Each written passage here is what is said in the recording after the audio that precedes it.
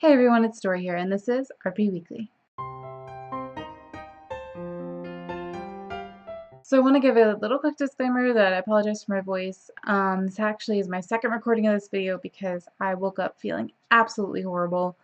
Um, and I just forced myself to record RP Weekly because I wanted to get out for you guys. And then I took a nap and some medicine, and I feel not 100%, but I feel definitely way better.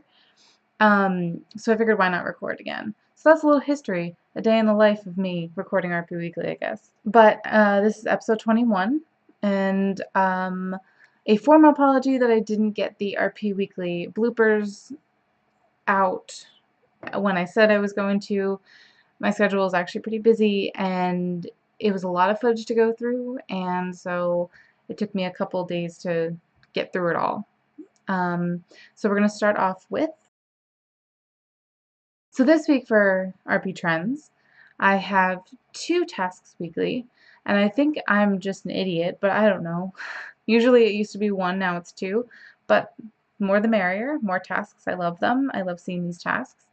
So the first one, number 11, is tattoos, and number 12 is apocalyptic and dystopian. And secondly, I have people being assholes. And so I'm throwing a throwback in of RP advice of don't be dicks. Just stop doing it, please. And now, so I have a short list this time around. The first up is Criminal Minds. I think it would be not only a cool badass character idea, but also you could have the chance to really give a lot of information on mental illnesses that have a lot of stereotypes around them. I know Criminal Minds is not, you know, a leading source of information in terms of mental illnesses, but this roleplay could be a chance to portray them in a better way than how I think the RPC does already.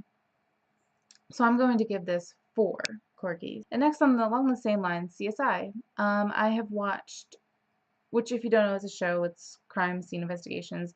The original one was in Las Vegas. Then there was Miami, and then New York, and then Cyber. Cyber was actually pretty good, and Miami was okay. I don't like New York one. But anyway, getting off track.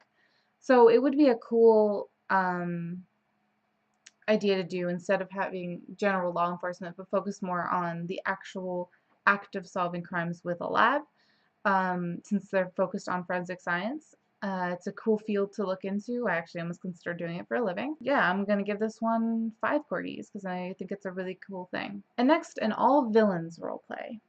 And I know that there are all villain roleplays out there, but they're usually Disney, and especially after Descendants blew up. So just all villains, I think it would be cool to see, and just really shitty people, just a whole bunch of shitty people. I could make a political joke right now, but I'm not going to. So I'm going to give this 3 corgis. And finally, for my RP wish list, diplomatic RP. And by this, I kind of was forming it off of kind of like Madam Secretary, like the show, which I absolutely adore. Just showing the ins and outs of running a country and having to interact with other countries. So kind of like you could have characters that are in positions of power all around the world. It gives you a wide view. It gives you the chance to be socially aware, or at least politically aware. So it's a cool thing. So I'm going to give it 4 corgis. So for this week I have Paulina Singer, who is known from Dead of Summer, and then Jessica Madden.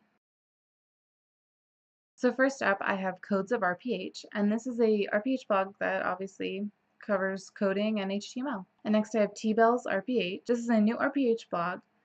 Their mascot is Troy Belisario, and what's good thing to note is that they don't do anything Photoshop based, but they do really good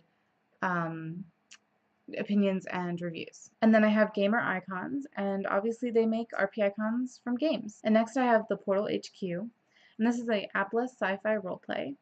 And their plot is that Earth became inhabitable, so they had to move to a different planet called Nox Laura, And the plot kind of centers around the progression of the humans, while also they have to deal with the native species. They have so much information available, like just a lot. Just whatever you can think of is there. There's a rankings list, there's an explanation of the planet and then the life on said planet. Just whatever you could think of, they have it. And next is Sapphire Cove RP. And this is a mature supernatural slave roleplay. It is appless, and you must be 18 years or older. They have a listing of jobs and businesses, and they also give you a bunch of information on the ranking system and the races. Next I have Yours, Mine, and Ours. It is a next-gen Glee roleplay. It is set in 2039 in Denver, Colorado, and it is semi-appless. And next I have Nowhere RP.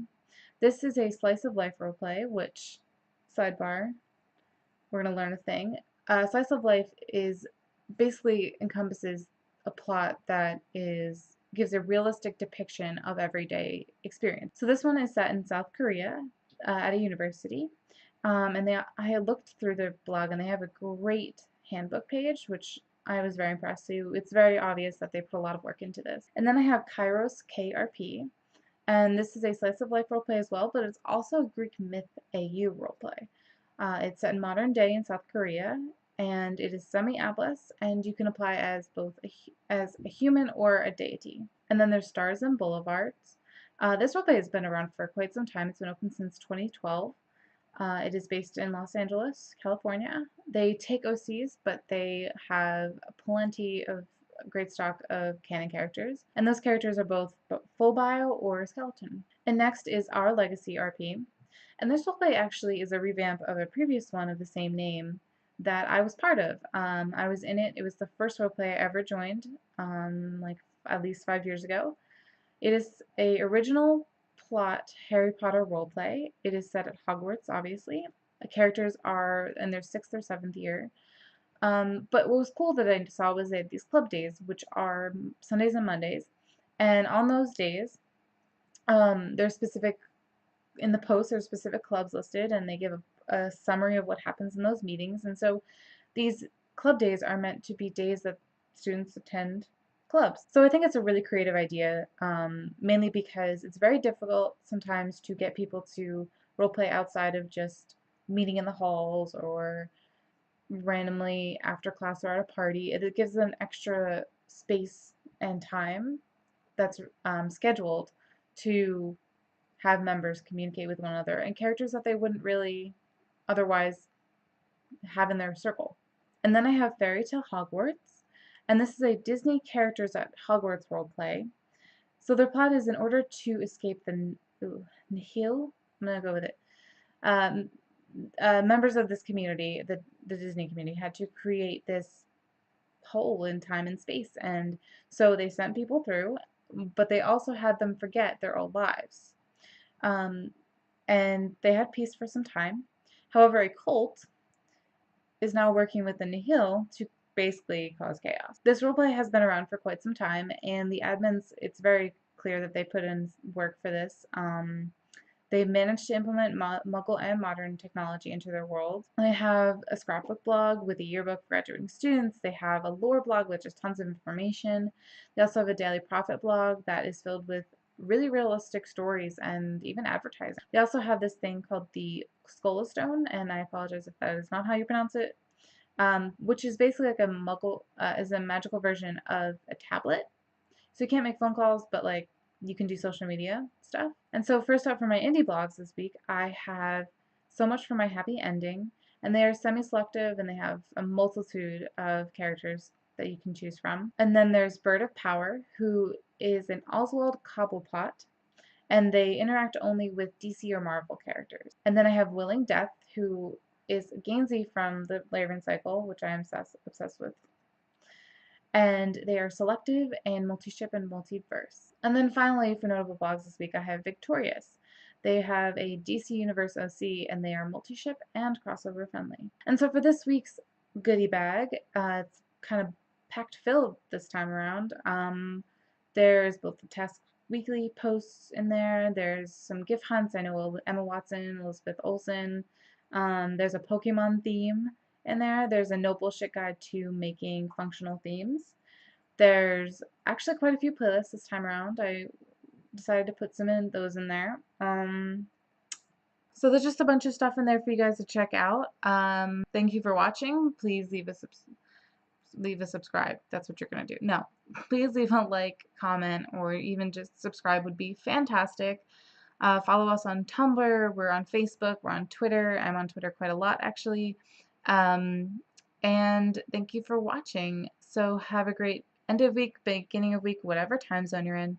My name is Stori, and I will see you next week on RP Weekly.